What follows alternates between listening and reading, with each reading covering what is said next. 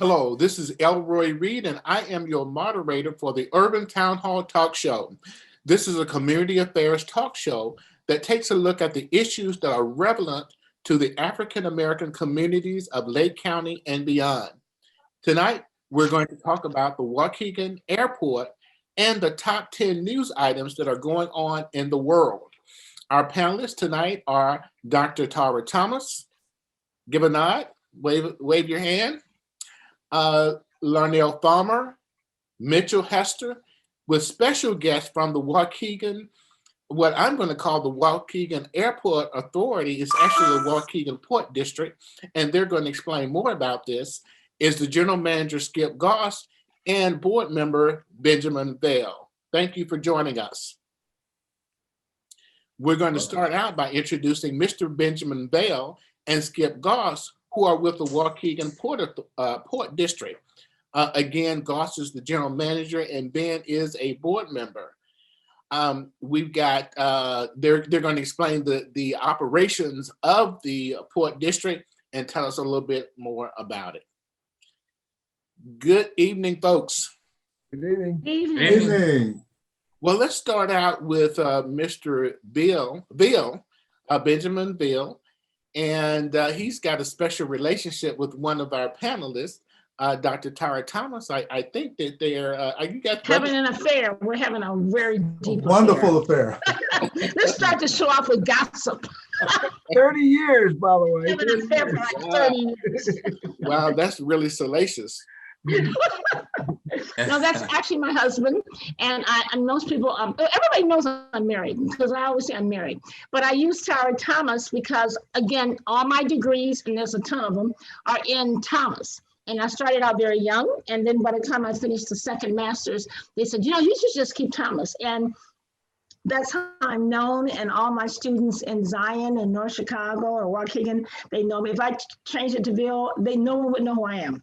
So I feel like I'm a news anchor. You know how they get married, but they keep their names? That's me. Okay. But this is my other half, so you guys can actually see him tonight. He's kind of cute. They're side by side. That was done by coincidence. Mr. Bill, I understand that you are a board member for the Waukegan Port District. Would you tell us a little bit about who you are, what you've done, and a little bit about your history? Well, I was interested in helping allow the marina and the airport to be a destination for a lot of the transit situations. You know, when people are boating, they're boating from maybe Mackinac Island, and then they travel to Lake Michigan, and we have a nice area there. And then we have folks with their own private boats now, as well as the aircraft. We have general aviation. And we'd like to have a lot of the users of airplanes to drop into Waukegan and you know, check us out there. So there are things we have to do to make it a nicer destination than what it is now. And I would say Skip is a great guy to kind of captain that ship, and I can defer some of that to him as well. Mr. Skip Goss, share with us who you are, what you do, and your role at the Port District. Good evening, everyone. My name is Skip Goss. I'm the general manager of the Waukegan National Airport. Our goal is to grow the airport. And let me give you a little background. You know, as we mentioned earlier, the Waukegan Port District is a special district set up 65 years ago by state legislation to run and manage the Deepwater Harbor and Marina and the airport. So my job is to make this airport viable and grow. So what's been happening over the last 10 years, well, we'll back up a little bit to airports in general. There's 5,000 public use airports in the United States. Only 10% of those are commercial service airports, that O'Hare, Midway, Milwaukee, that kind of thing. The rest of the thousands of the rest of the airports are called general aviation airports. And they further break down those thousands of airports into national airports, regional, basic, and utility airports. So Waukegan National Airport is a very important asset to the Federal Aviation Administration and the National Aerospace System. There's only 84 of the thousands of general aviation airports that are designated as a national airport. So Waukegan is designated as one of those 84 national airports. So it is a very, very important airport. So what's happening with the airport right now is the runway has reached the end of its useful life. As you can see behind me there, you got a 6,000 foot runway. That's the sub base is 80 years old. It's not meeting minimum FAA safety and design standards. And we've really been put on notice a number of years ago that we got to fix this problem. And, you know, the runway condition is deteriorating. It has safety issues, design issues. It's just not meeting current standards with the FAA. So what was embarked on 10 years ago was a master plan study to look at this and how we can solve this, both, you know, with the least amount of economic and you know, environmental impact. So what was come up with is a replacement runway. Now, I know people talk about this expansion of the airport. It's really not an expansion at all. We're just keeping the airport viable and useful for the users. So what we're doing is replacing the existing runway with a parallel runway, keeping the airport open. And once that new runway is completed, you close down the old runway. Now you have a fully compliant new runway that actually goes right over Green Bay Road. Green Bay Road is tunneled underneath it. We're working with IDOT District 1. You know, it's already funded to widen Green Bay Road from Sunset up to Wadsworth Road. So our tunnel structure is already in the design. So this is really an important program for us and this airport and its users. You know, this airport puts out $156 million annually into the local economy. So it's a huge economic driver. You know, the big ones are the corporate users of the airport. I mean, you have the Fortune 500 companies that use this airport as their corporate aviation headquarters. You know, Lake County has the most Fortune 500 companies, densest areas of most populated Fortune 500 companies than anywhere in the Midwest other than downtown Chicago. So there's lots of Fortune 500 companies in Lake County that use this airport. To go about, move teams of people about the world. So it's really an important amenity we have in the county here. Most people don't even know we have an airport. Let me jump in there with a quick question, because I was looking around for, you said some key things, and I was looking around for a pencil and paper so I could take some notes. Sure. At one point you stated the amount of general revenue that is generated by the airport for the local economy. And what was that amount? $156 million annually into the local economy is what the airport generates. Now, how is that integrated into the local economy? Because most people, when I mention the Waukegan Airport, most people know where it's at, but that's the limit. It had some recent attention because Trump flew in there last year.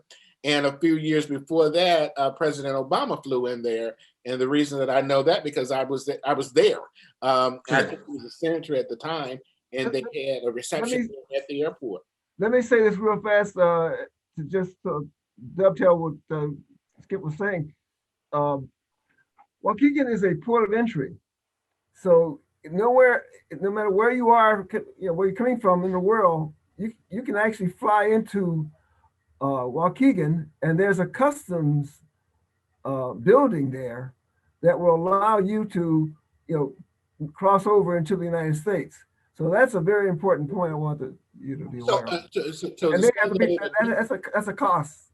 You say that in a different way. It's an international airport? Correct. So you can fly in anywhere from around the world, and we do get quite a few international travelers and companies flying in. In fact, today we had 2 companies from Canada fly in, clear customs, and go about their business. Okay. So it's really a business access airport is what it really is. In what ways does that money get funneled into the local economy? Are they buying gas, or are they buying local services? What? Yes, there's visitors that come in and use hotels and they spend money in the county. There's fuel, of course, there's jobs. So, it's all funneled and filtered out throughout the community. Okay. Okay, excellent point. So Skip, I got a question for you then. Sure. Go ahead. Here's the question. Many, many years ago, I was down at the Port Authority at the lake, and there were boats there from France, from Sweden, from all over the world. I don't know if that's something that happens regularly or if you know anything about that. No, that's pretty rare actually, but that's cool nonetheless. Okay. But anybody coming into the country, they have to clear customs. So you can't just fly in here and go about your business. You need to clear customs. So as Ben mentioned, we just built a $2 million customs facility to keep us a port of entry for the next 20 years. And, this building was paid for by the users of the airport. And as Ben mentioned, this is not subsidized by the federal government. We pay 100% of the cost. We pay the full salary of the customs officer. We pay everything for that building. And everything, cleaning services, toilet paper, everything the guy needs, we take care of it.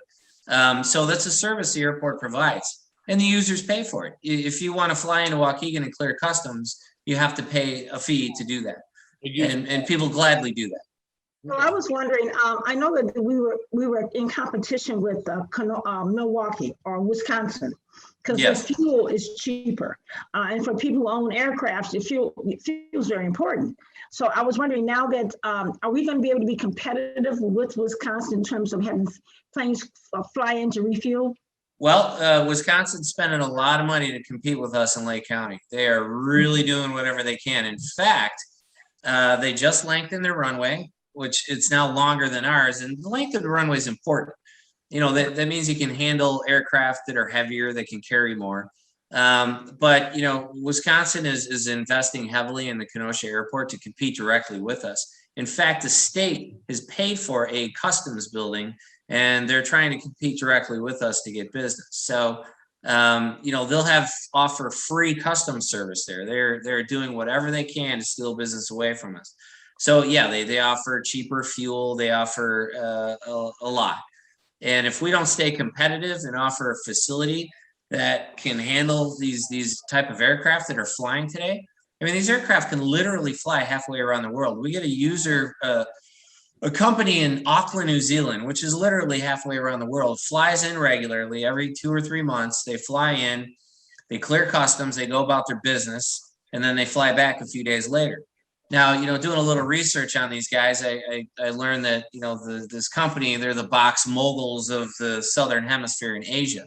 So they're undoubtedly doing business with box manufacturers and distributors in the area here. So, it's important to stay viable and to have a facility that can greet and handle these visitors and have the right amenities. And not to exclude Abby and Abbott with their jets that are hangared at the airport. Very impressive to see those planes. Yeah, I mean, again, that's important to have an international port of entry. I mean, Abbott has 100,000 employees worldwide, and they're traveling literally around the globe all the time, bringing teams of people, engineers, scientists around the world. It's an important aspect to their business. And if we can't support it, I'm sure Kenosha would love to have them up there. Yeah, and they aren't using commercial airlines. They're not using O'Hare. They're for the most part, they're flying, in with private jets. Well, a lot of their people do, but there's some situations where you need to get a team of people mobilized and moved somewhere quickly. It's a very efficient way to get people moved around and teams of people to solve problems, essentially. Now, I have a question. Go ahead. Yes.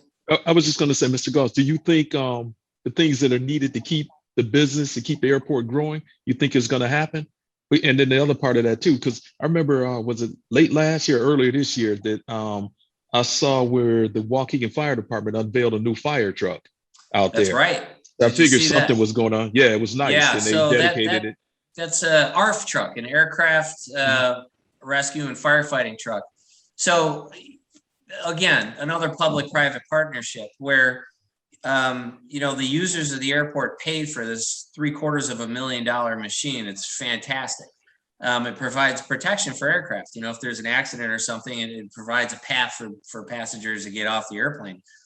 So that was paid for by the airport users. Every single person that uses that airport is paying in a little bit towards that protection. So again, this is something that the users of the airport, they pretty much support this. The Port District is never taxed. And, you know, the FAA's philosophy back from the 20s has been that those who use aviation should pay for it, not the general public, but those who use it should pay for it. So the whole premise of the FAA is based on user fees, and there's a trust fund that there's, you know, millions of dollars in this trust fund to support airports like Waukegan. And we get, you know, a couple $1 million a year to maintain the facilities, the pavements, and so on.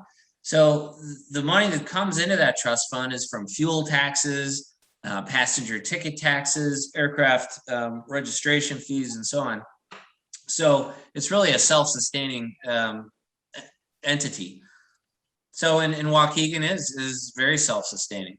So back to this replacement runway program real fast.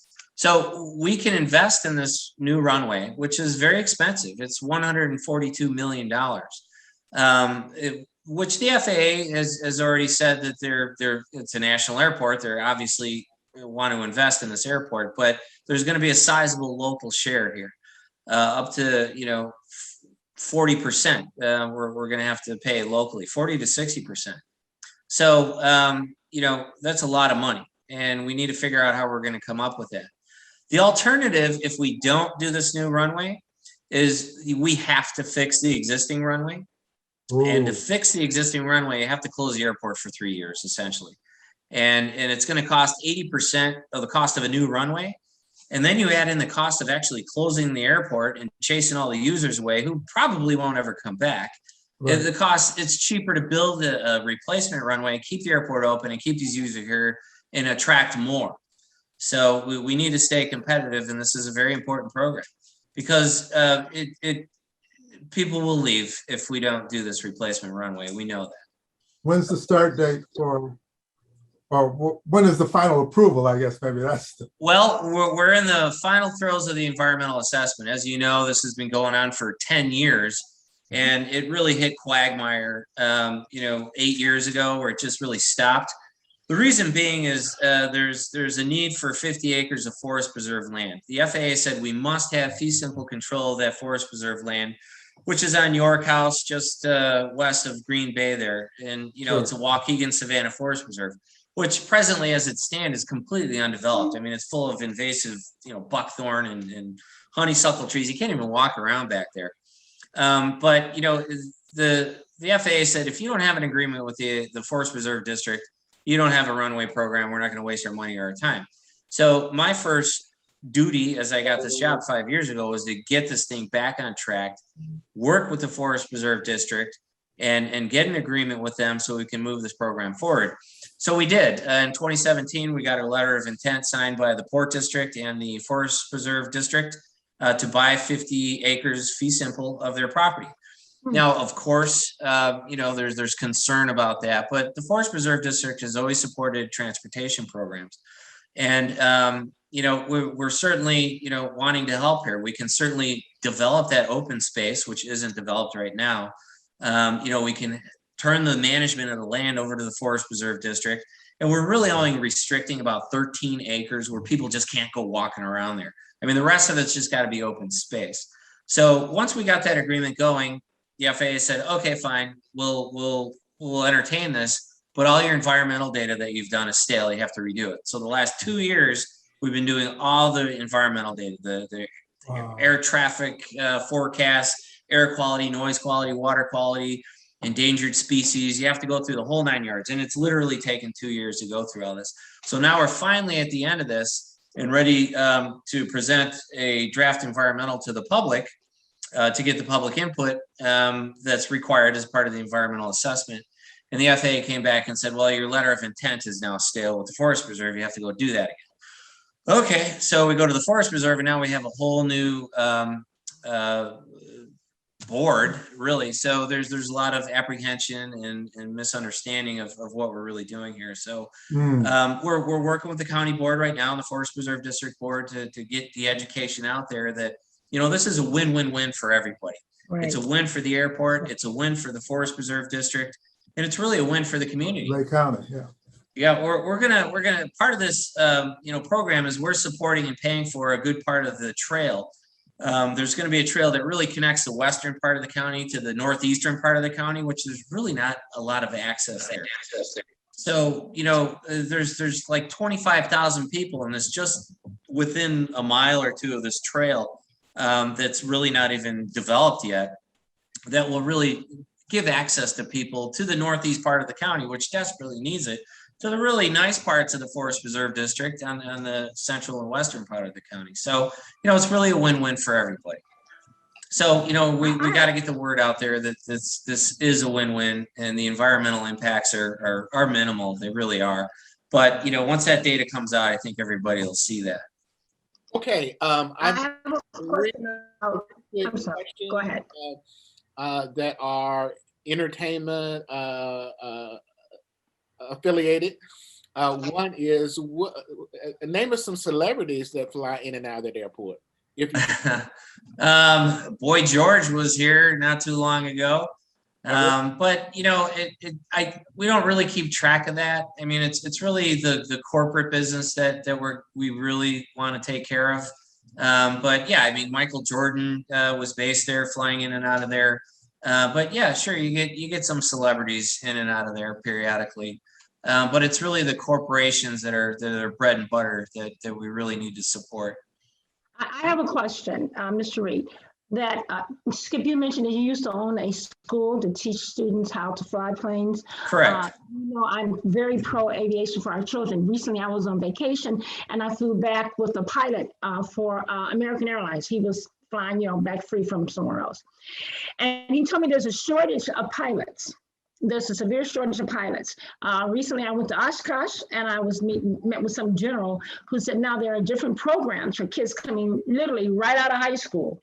Whereas before they had to go 4 years to West Point or Naval Academy or somewhere to do that. Now they can go in 2-year programs at schools like the University of Illinois up in Champaign, Irvine, and other places around, because there's such a shortage for kids who are very serious about aviation. Could you address, I don't know if if your airport still has a school, if they're recruiting students. I know we have students in New Tech that are all very, very seriously interested in aviation.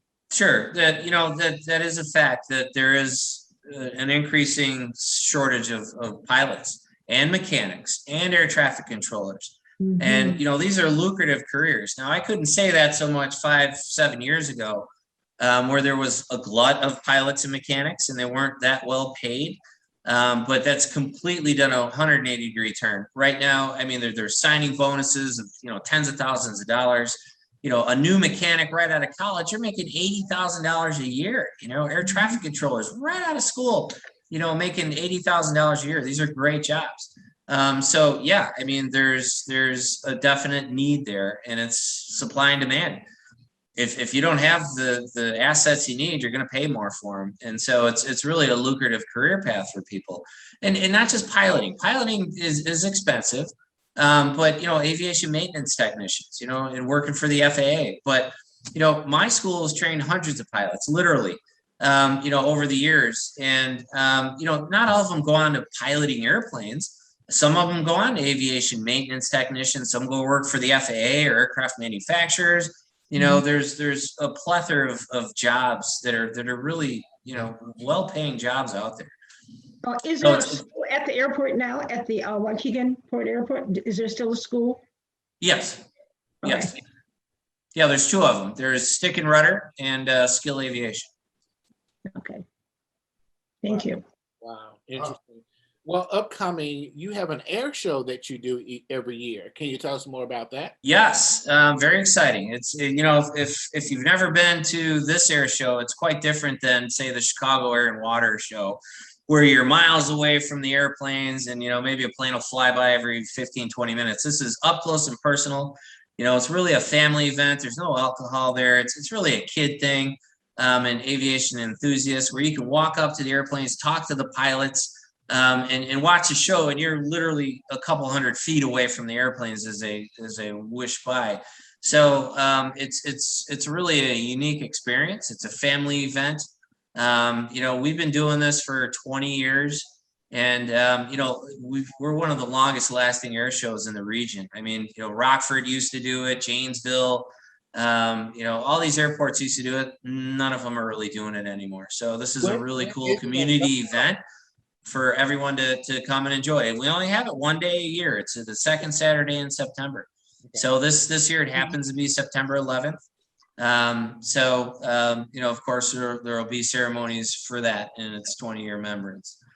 From what to what and where? The gates open at 9:30. The time. He's wanting the time.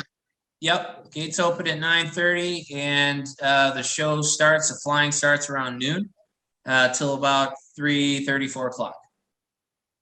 But get there early because the traffic gets horrendous. It gets backed up because everybody wants to show up right at noon to watch the airplanes. Well, now you got to sit in traffic for a half hour waiting to get in there. So it's a good idea to get there early. There's plenty of parking, but we get about 20,000 spectators. Wow, that's a lot. And Yep. it's free? Kids 12 and under are free. Adults are $15. Cash at the gate. Okay. But you can sit in Domino's parking lot and watch it for free, right? You could, yep. You could, but that parking lot gets packed over there. There's a lot of spectators outside, but then you don't get to walk around and talk to the pilots and see things up close. We've got a flyer. Mr. Bill has a flyer up. Saturday, September the 11th, Waukegan Airport. Yep. Tickets are $15. Kids under 12 are free. Yep. Excellent. And we have And veterans. Don't forget the veterans. Veterans are free. Veterans are free. Veterans are free. Yep, active military and veterans. Mm-hmm.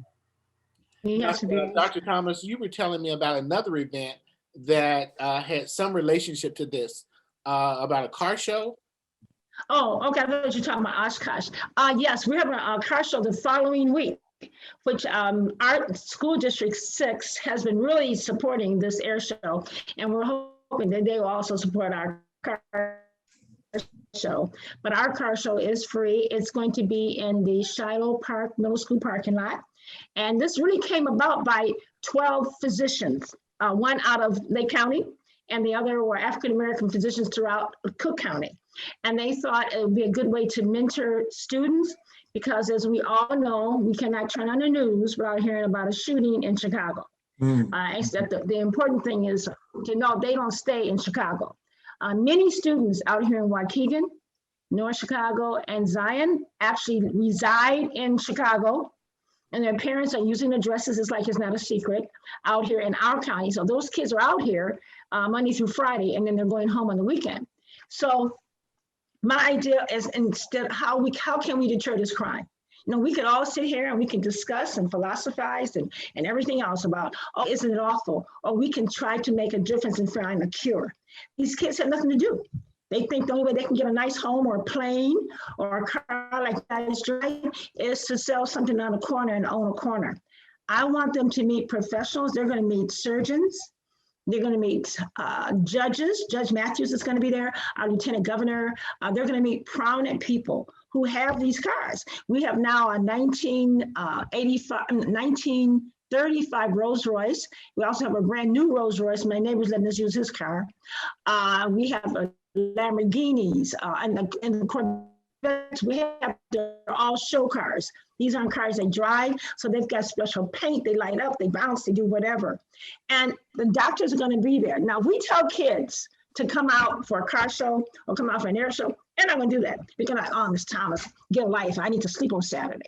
But if I say come out for a car show, not just to meet doctors, but to come out to a car show, then that's an opportunity for a surgeon or someone like an Elroy Reed or someone important to say, hey, you want one of these cars? And what is a Lamborghini, about 200 grand? How are you going to get it? So the whole deal is to try to mentor these kids and give them options to their lives. Trying to live to be 18, 19 years old, that's not an option. And I've asked kids, what's your goal? Man, I want to be 19 years old and I'm good. My life is over. 19, your life is just beginning. So that's the purpose of our car show. It is Saturday, September 18th from 10 a.m. to 12. Our MC is Mayor Billy McKinney, as well as our brand new our chief, Eric Barden. And we've got Melinda Bush and a lot of other politicians coming. Again, this is a political year. And we're trying to get Karen Jordan from Channel 7 to come out and cover that. And so I'm trying to piggyback off of the air show so they can go to air show on 9/11 and then come to the car show on September 18th. Hopefully, maybe we can do some down the marina in October. You know what I mean? I think sky is the limit. And I want to save these kids. And I want us to all be able to drive in Chicago without fear of getting shot. Because I don't go to Chicago, because I do have that fear. That's my long commercial for the car and air show. Well, it's an excellent commercial, an excellent thought. We have to be thinking about the next generation of folks that are coming along behind us. And we need to put out there some positive images and some great role models so that they have something to follow. Well, Mr. Veal and yes, sir. Yeah, I understand your expertise is in development, community development, more or less. Mm-hmm. What Skip was talking about was we're trying to develop the airport. We also are trying to develop the marina, just to make sure that we're all giving you a total package of things. And there are things that we need to provide to the marina that's going to be more inclusive and allow things that kind of fell to the wayside to be invigorated, can I say? Well, see, that's one of the problems that we've had. The African American community, by and large, aren't aware of these opportunities. They aren't aware that there's jobs at the Waukegan Airport. They aren't aware that there's a development initiative on the marina. But there are people with skill sets or abilities that could provide service and jobs and could engage in that aspect of the economy. But we don't know about it. And so that's why it's important to have shows like this so that we can let the community know about the various entities and the various opportunities that are in our community. So, we shared with at least one person that you guys were going to be on today. And that individual said to me, and as God is my witness, what does that have to do with Black people? You know, I said, we're going to have two gentlemen on from the Waukegan Airport. And they actually said, well, what's that got to do with Black people? And it's kind of like Angela Bassett and what's love got to do with it? Everything. You know, Tina Turner. Yeah, Tina Turner. Yeah. What's love got to do? Well, what's Black folks got to do with the Port Authority? Everything. We may not be sharing economically with it now, but if people hear that they can make $70,000 coming out of college, 80 at the airport, somebody might change their career. Yeah, that's true. Yeah. And so we need to get that word out now because there are kids sitting in high school in 11th and 12th grade are saying, what do I want to be when I grow up?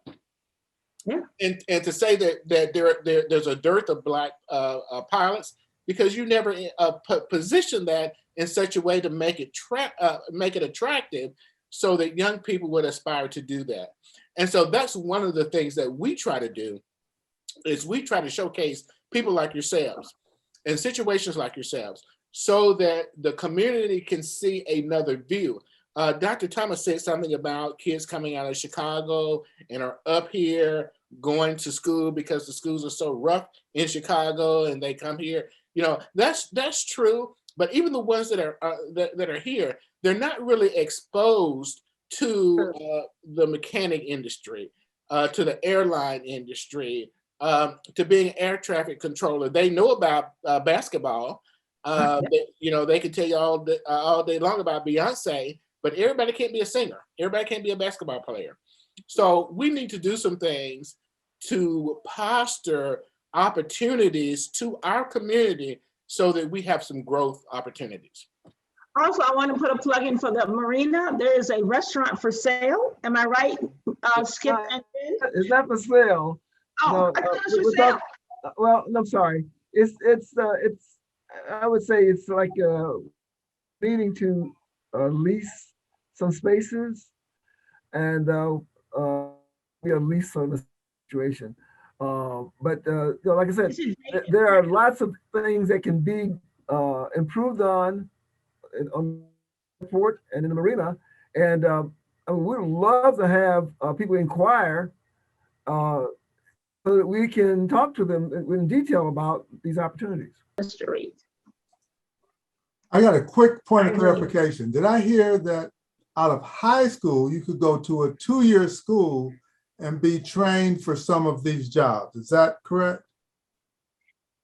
When I was You're at on mute. Oshkosh, You're on I mute met now, this sir. gentleman in the Army. Oh.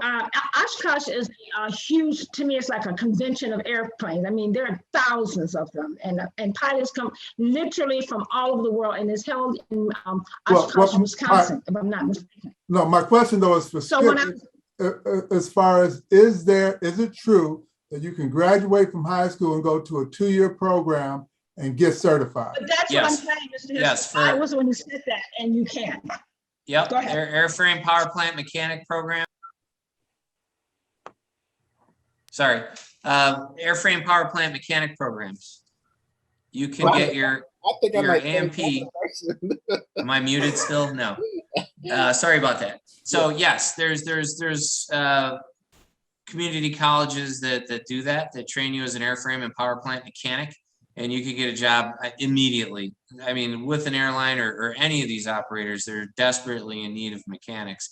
In fact, in Rockford, this company built this enormous hangar, and they need 500 mechanics. So they go, okay, guys, we built it. They will come. There aren't any mechanics. So what they did, the community college set up a satellite campus right next to this facility to train mechanics and put them right in the job right there at the airport. So there's definitely opportunities out there. But, you know, unfortunately, the only AMP, airframe and power plant school around here is either out in Joliet or out at Rockford or up in Milwaukee. There isn't one in Lake County. So, you know, I have been working with the Lake County College Lake County, you know, trying to get something going here, you know, because it's a fabulous program for people and it's very attainable. The United States Army has a program they just started last year, and it is a 2-year program to be a pilot. You go in instead of, you don't have to stay 4 years like it used to be a 4-year commitment. Mhm. So, Mr. Hester, students who are graduating now, if they enter the Army in this program, they stay in the 2 years. Literally, they will come out as pilots. I was shocked. I do have some brochures on. I'll be happy to send you one. But that's That would be interesting because that's a new program for the Army. what we got to come up with a lot of alternatives. You know, there's this false. Look, I went to college. I don't have anything against college.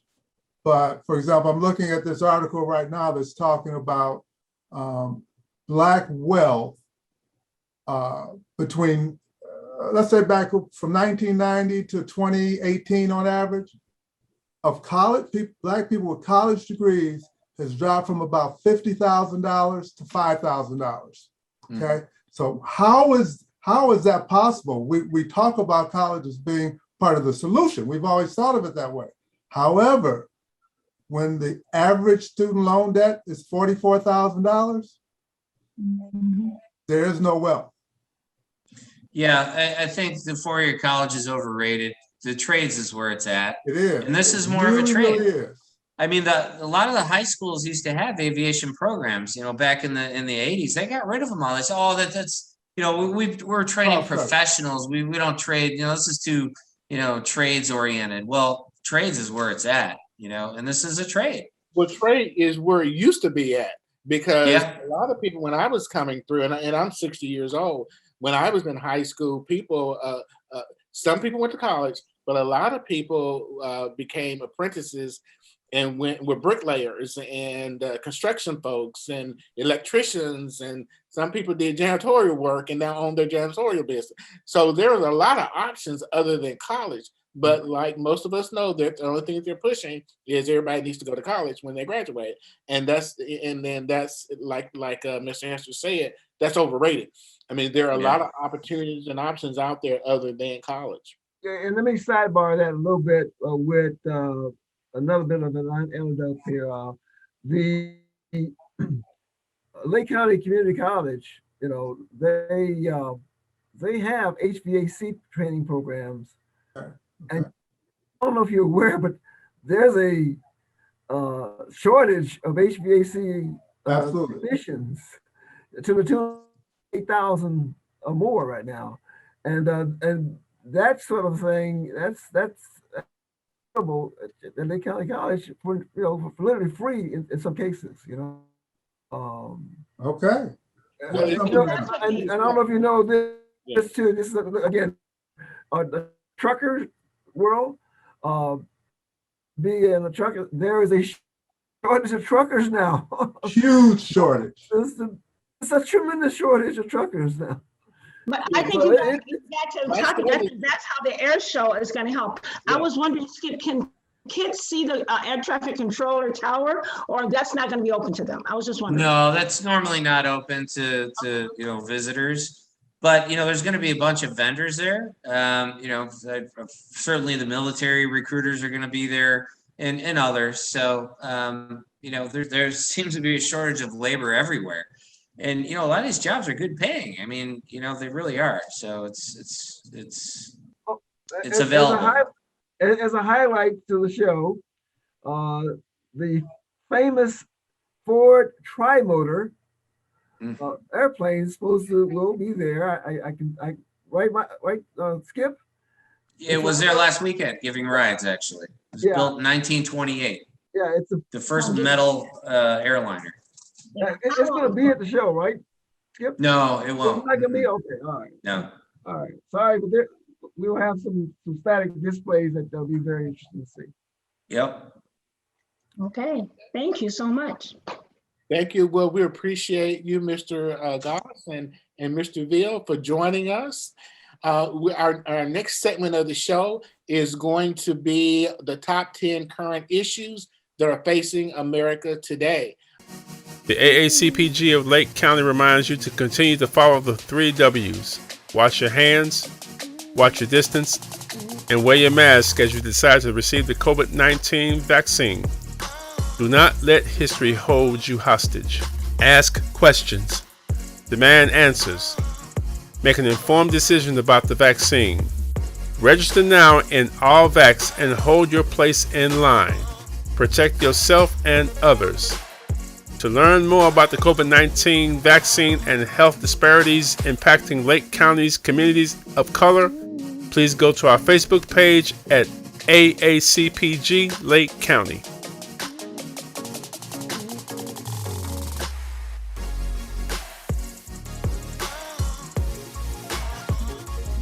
Oh, I'm Well, amazed. So one of the things we did was compile a list of the top 10 things that are going on in America that in some ways are very relevant to the African American community. So we're going to be dramatic and start with number 10 and work our way to number 1. Number 10 on the list is the drought that was devastating our nation has temporarily been squelched with rains from this past week. But is this a sign of global warming? I put that out to the panel. Let me ask a question. Is when you talk about the rains of this past week, where were those rains? Well, they were spotty. If you're aware, there were wildfires raging in Oregon and California. Oh, over 100. Yeah, no, I'm aware of all of that. But so they got some rain out there, huh? I think so, but I'm not certain. What the I'm sure Mr. Farmer knows. Okay. Yeah, we got a lot of rain down here. This actually the latter part of this summer has been really, really wet. It's unusually wet. And the temperatures are usually higher by now, but because the storms come through, the temperatures have been down. And when I say down, they're not in the the teens, the hundreds and teens. But it's been like this week is supposed to be in the high 90s, and I think next weekend is supposed to be like 102. But normally it's a lot warmer, a lot hotter. Exactly. But it's been raining a lot. As a matter of fact, there's supposed to be some storms. Let's see, it's I think till tomorrow. And when I say rain, like Friday night, we went out, my wife and I, and it was pouring. I mean, like sheets of rain. So it's been unusual, but especially down here too. We always get that every year, that they're running out of water. They're also always looking for new sources of water. And like the articles that I've seen today was on the Colorado River Basin or whatever it's called, drying up. So there in California, they said it would take roughly 10 years of exceptional rain in order for it to get back up to the level where it needs to be at. Correct. Wow. And I read something about how Greece was burning. The country Greece. Oh yeah. Was basically on fire as a whole country. And so they were attributing that to global warming. Sure. And this isn't the first time for Greece. It's happened a few years ago. But I mean, are they really taking global warming seriously? No. It doesn't appear that they are. It becomes political. And I mean, if you listen to the scientists in a lot of ways with a lot of different things, but people aren't taking it seriously. Like I said, they want to make it into a political thing. But in the meantime, we can see, because I remember when I was a kid, there was that defining, especially in Illinois, you knew when winter was coming. You knew when summer was coming, and it was cold and it would get hot and all. But now the tornadoes, a lot of tornadoes in Lake County and right around where I live. Exactly. There were trees that were falling down. Exactly. The tree blocked the whole street. I had to go a different way. There are tree limbs in my front yard right now. So exactly. Happened this past weekend. So and then a lot of people, I had the same thing. And I don't know if it was I don't know what makes those trees fall, but it happened. Mr. Reed, that was a 60-mile-per-hour Wind. Really? Wind. Wow. 60 mile. Well, my wife and I were looking at trees around the house. And we had our share of limbs fall down as well. But that was a 60-mile-per-hour wind. That's pretty hefty. Yeah. And that happens a lot around here. Just wind gusts just come through and just boom, everything's gone down. And then the other thing too, with the global warming and everything, like I said, when it rained Friday around our house when we first moved here, there was nothing around us, just nature. Now with the housing boom, everyone's looking for housing, the housing shortage and all of that stuff. So as we build more and more, where does all this water go? Where do the animals go? All of this stuff, it's out of control. I feel you out there because you're not located over a well. Correct. You're draining that resource, and I'm wondering how you guys going to manage that. That's one of the big questions. Again, politically, it becomes a campaign issue, and it becomes the right, the left, and all of that stuff.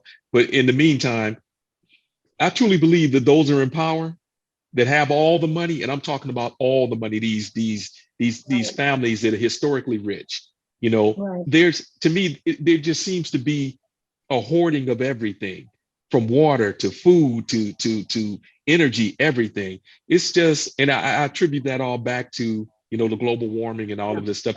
And we all know when this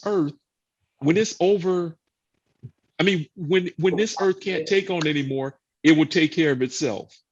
Well, that's what some people are saying about COVID-19, that was a nature's way of purging and reducing the number of people that are in the world. Because, just in the United States, there were over 600,000 people who died. Worldwide, how many? 2-3 million? Yeah. So that significantly reduced the population of our world. Well, now think about it now. You got 7 billion people right now. That's nothing. Considering. In America, you have 3.13 billion, In India, is what another 3 billion. Now we in America, 300 million people. We're small piece of the pie compared to some of Right. these other countries. But no, that's a drop in the bucket. But it does say something about pandemics. Okay, if we're thinning it, hopefully we're thinning it. Now, right now there's the Delta. Okay, now there could be an Epsilon. Okay, so Yeah, yeah. be aware that Epsilon may be short in its own form. Well, they projected the Epsilon, if it does happen, it's supposed to happen in 6 months. And that will take us back to where we were in 2020. For Epsilon is supposed to be even worse than Delta. I think it's, no, I'm not sorry, man, not Delta. It's in 6 months, we're supposed to have Gamma. And if we go to Epsilon, it will shut the world down again. Wow. Wow. Well, that's part of the a couple of the top items that's later down. So let's go ahead and that was 10. Let's hit number 9. Our performance in the Olympics overall was very good. However, we had a very disappointing performance in basketball, but there were some very significant African-American triumphs. Did any of you watch the Olympics? I saw parts of it, and I think even worse than basketball was the men's track. I don't think there was one gold medal, if I'm not mistaken, in men's track. There wasn't. Wait a minute. I think maybe was it the shot put? I think, yeah, the shot putter. She just kind of shoved it to us, but I don't know. But I was just wondering, you guys, in terms of basketball, I thought when other guys won, it humbled Americans. Because I think that some of our athletes are so cocky. And I'm really speaking in terms of the female swimmer. She was just extremely cocky for the United States, and she was a predicted winner. And she said that, I don't even talk to people because I'm so great. And she came in second to a younger swimmer who was on her team, who she just disregarded. And the young girl was like 17 and she won. We've got to come down. I mean, I know when you're an athlete and there's a certain amount of prestige with it, but I think their egos got in the way in basketball. Well, I think it was their ego. The last 4 years. I'm sorry, they did win in basketball, remember? But Right. they lost some of the early games when they had the tournament. Yeah, well, not the tournament, some of the leading games in Las Vegas. They lost Right. that. But there were some shaky games, and it's gone. Remember how we got to that point where the professionals ended up in the Olympics, in tennis, Right. basketball, even track and field, because the other countries, essentially, they were funding their athletes and that made them professionals. Then they finally opened it up to professionals. Right. And so that's where we are now. But remember, the first team was a dream team with Michael Jordan and all of that. Right. And it was humongous for the country and everything. But like you said, Miss Thomas, I think they are getting cocky, and it's coming back to bite them, because even with the dream team, there was the other countries were in awe of the United States players, because we're on the same floor with Michael Jordan, with Magic Johnson, with Charles Barkley. So we're losing, but let's get a picture. Our number 8 is about Jennifer Hudson, who is getting a lot of respect these days. She's portraying Aretha Franklin in a new movie release called Respect. I haven't seen it, but I'm hearing that it's got gold dust all over it.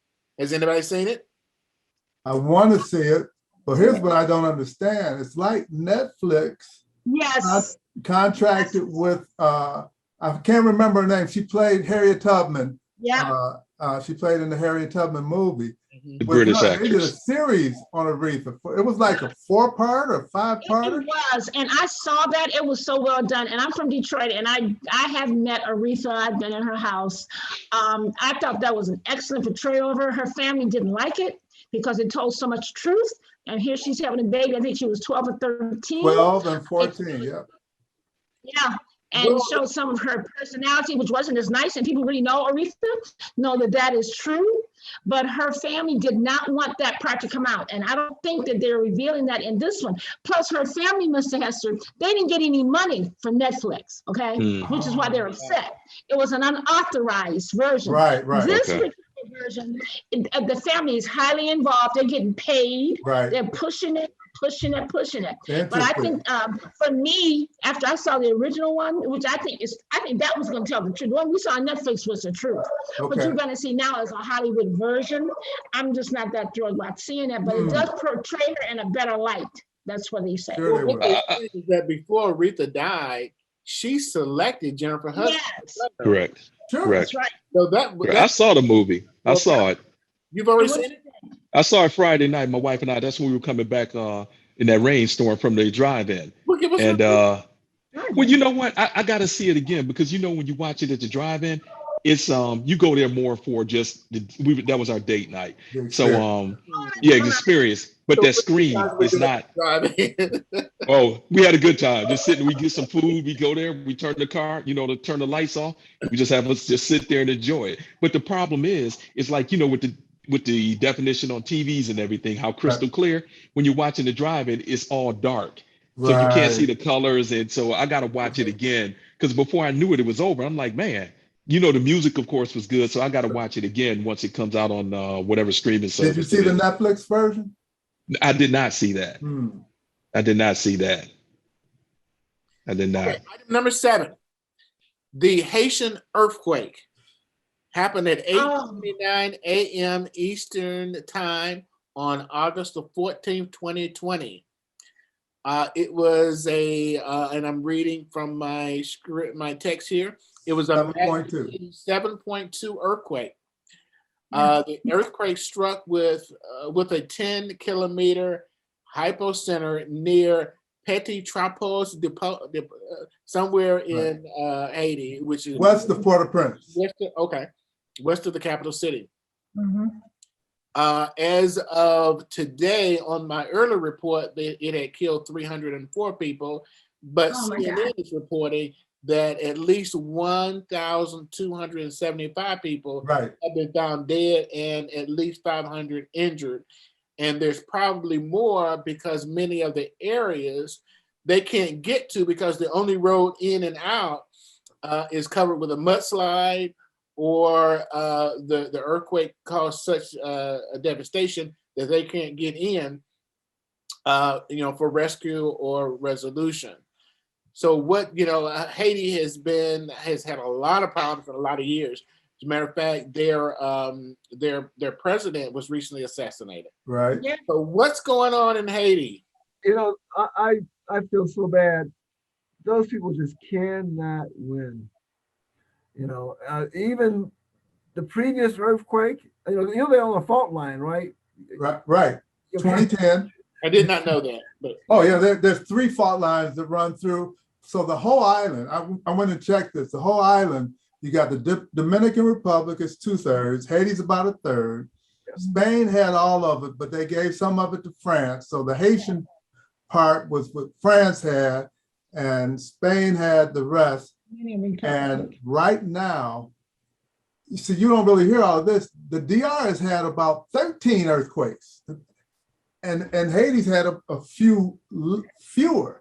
But you wonder about all the construction on the rich part of the island versus the poor part of the island, right? Because that construction is so shoddy, everything falls when an earthquake happens. Right. Because we're back up to pre-pandemic levels, as far as when it first really hit. I heard something very interesting, and I'm just going to share it with you. I heard that not only can humans spread it, but animals can carry it. Oh yeah. There have been animals in different zoos that have been tested positive for COVID. Tigers in I can't remember which zoo it was. Definitely tigers, 2 tigers had COVID, and some other animals have had COVID. And look, this Delta strain is 1,000 times more viral load than the original strain. So here I am. We talk about masks. I don't know if that's on the list later down or not, but I'm a teacher. Let's say I'm a teacher. I get vaccinated. And let's say I service 240 kids throughout the day. Okay, I got 6 classes of 40 kids. I can get COVID. I might not get sick at all. but I can give it to every single one of those 240 kids that are not vaccinated, and they're going home to their families. And so the idea that anybody is against masks, just we don't have common sense anymore in this country.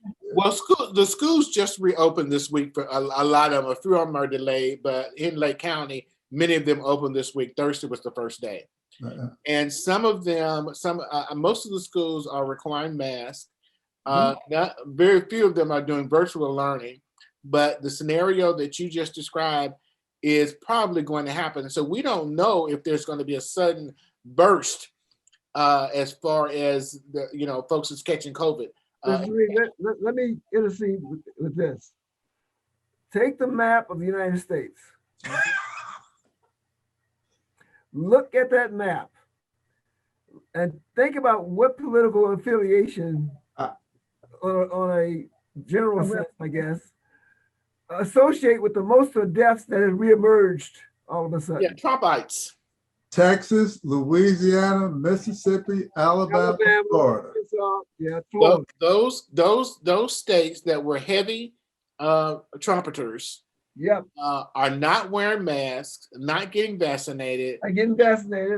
And the preponderance of those of the new cases are the folks that are in those not vaccinated. 99.9%. We'll make you don't wear a mask. Clean this up so you will see, dissect it a little bit, So absolutely. Yeah.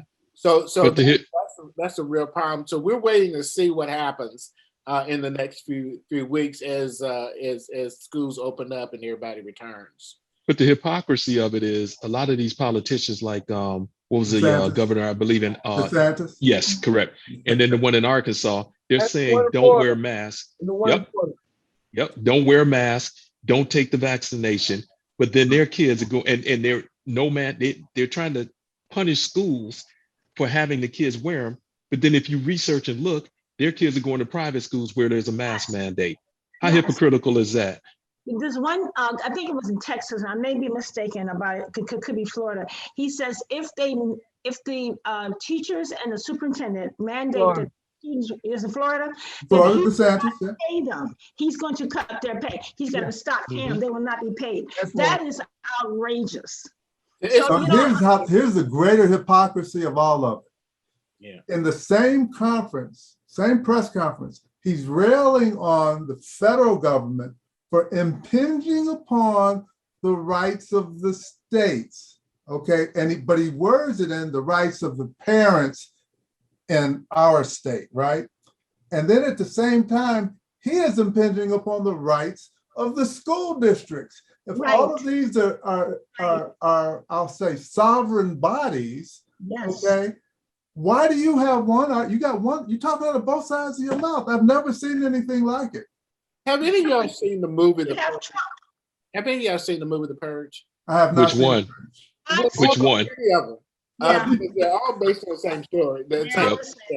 Is that these white folks got together, I should say that, but they got together, this certain level of elitism got together and said, we need to get rid of this certain element of our society, and which is poor, brown-skinned people. Let me put it that way.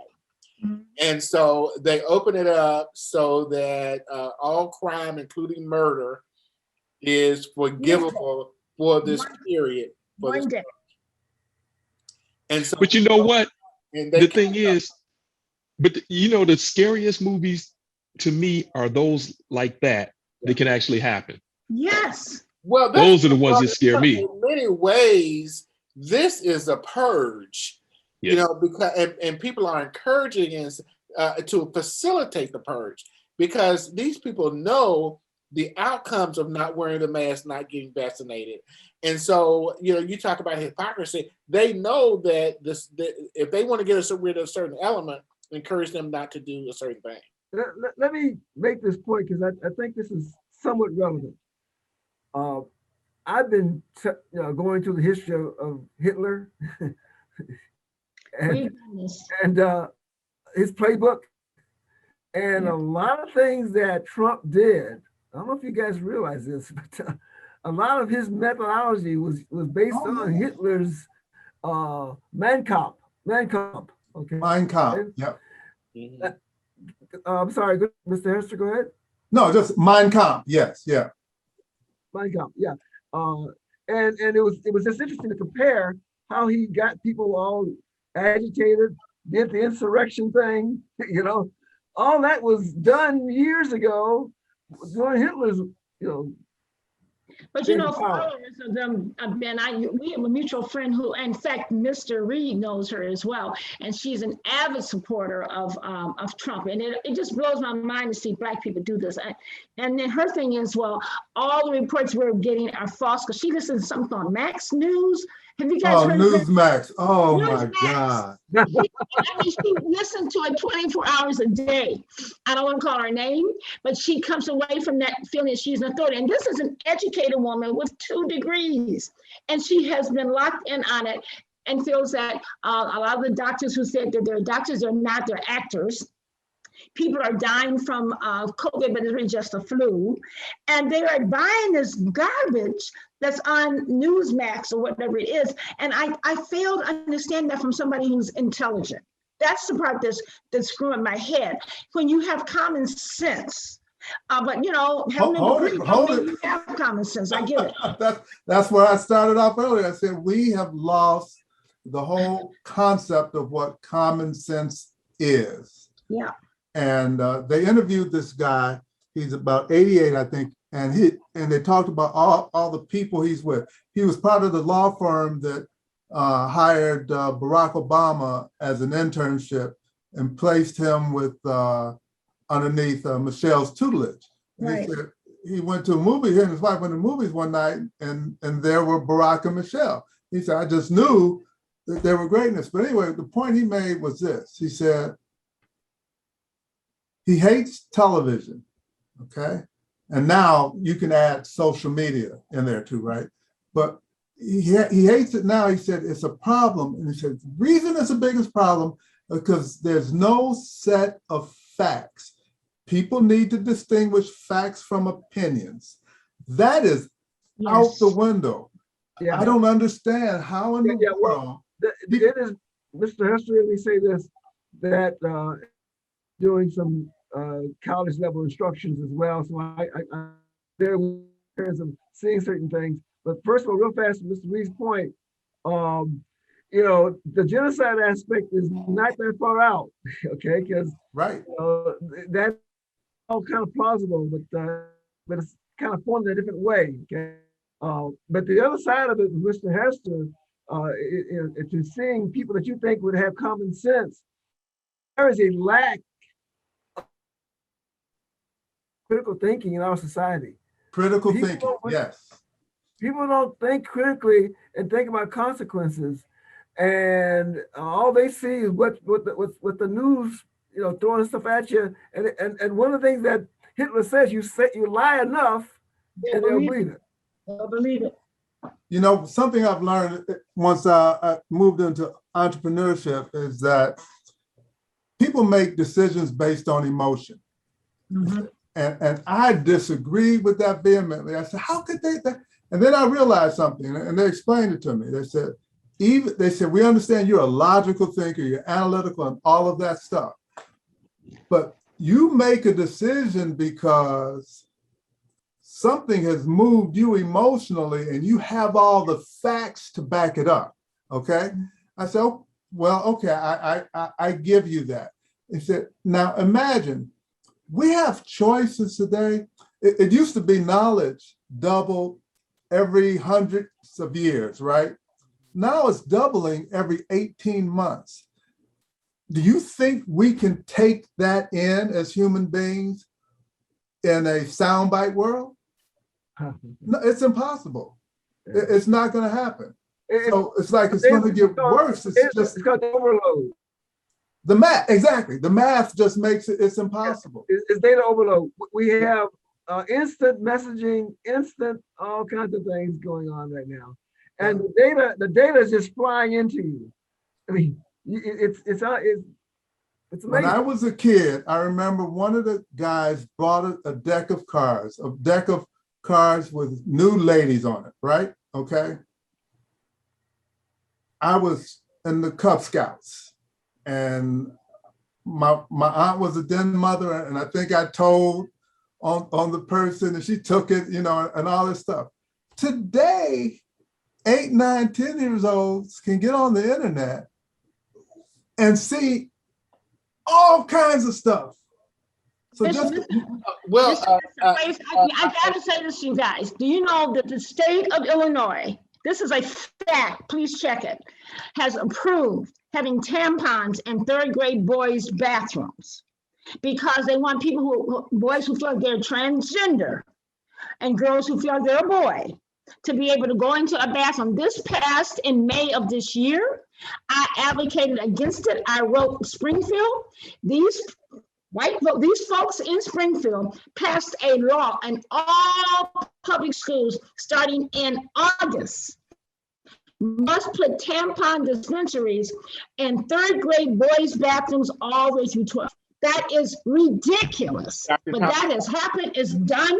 Dr. Thomas, I agree with you wholeheartedly, but we're slightly off track and we do need to end the show because we're so sorry. planning on. And Mr. Palmer also has to leave as well. So I asked him to stay 5 more minutes so we could wrap up. We only have 3 more topics. Governor Cuomo resigned under sexual allegations. And so we'll just leave that at that. And we will not discuss that further, but he claimed that he did not do it and they were all lying. And then eventually he resigned. The item number 2 is local elections. We've got something that's kind of disturbing to me that's happening. We have an incumbent judge, Judge Reginald Matthews, I think it's ninth Judicial Circuit, who was appointed to a judgeship. And it's now time for him to be reelected. And so we have a local attorney, Attorney John Gillum, who's running against him. Both of them are African American. And I think that this is a travesty because, we're putting 2 very good African American people against each other for a local race. So I think that that's a travesty because of the pitting of ourselves against each other. What think you? I saw that too, and I was wondering why John is doing that. It's terrible. Oh, by the way, there's an open seat in his district that he couldn't run in, and he chose not to. He chose to run against Reggie Matthews. That's the thing about, I asked the same question that Lionel Farmer asked, but if you go and look at their salaries, they're making $200,000 a year as a judge. That's right. So that's a lot. That's a lot fewer cases you got to run down as an attorney, and some certainty as far as income, as opposed to a person that is making a living by being an attorney. So I see the desire over and above prestige and power. I see the want to serve as a judge. However, wait your turn. Right. So that's an issue that I think. How long is the term? 2 years. Well, it's 6 years, I think. But once you're in there and have been elected to the position, you don't really run. You run. Now, let me explain that. They asked the question: should we retain Judge blah blah blah in this seat? And if the preponderance of the people say no, then there's election. But if they say yes, that's your election. You won. So you're in there really for life.